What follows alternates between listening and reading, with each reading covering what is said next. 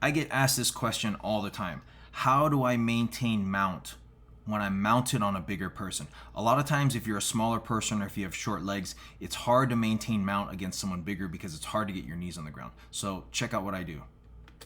He's mounted, you're mounted on a bigger opponent, or maybe I'm a shorter person and I'm dealing with someone bigger and I can't get my knees on the ground, right? What's my mount look like? Because from here, let me see, so from here, so what you notice is I'm mounted on him, but my hips are connected to his belly and I'm not able to get both knees on the ground.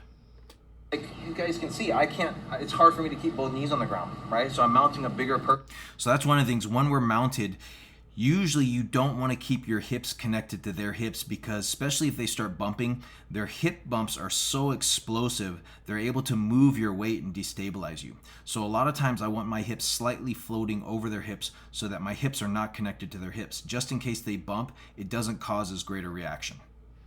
And I have shorter legs proportionate to my body. If I don't, then I do this. So my foot is on the ground, heel in tight. You guys see this? If you can't see, look what I'm doing.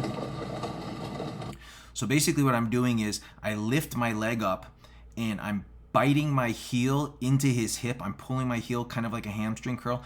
At the same time, I'm pinching my knees together. So I don't want to give him any space around his body to get his arms inside, but I also want to make sure that I'm grabbing him with my legs.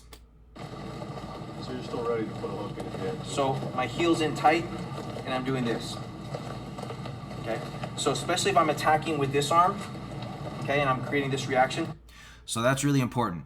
If I'm attacking with one arm, then it means I don't have base. I don't have any base on that side. So that's normally the same side leg that I want to lift up. So if I was attacking with my left arm in this situation, it would be my left leg that would go up. My leg is up already.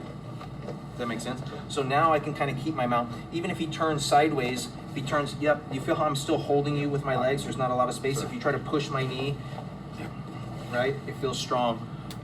So there you go, guys. That's how you want to hold mount, especially if you're a smaller person and you're mounted on a bigger person and you can't get your knees to the ground. Just lift one leg, but make sure you're keeping your legs tight so you don't give them too much space to move around.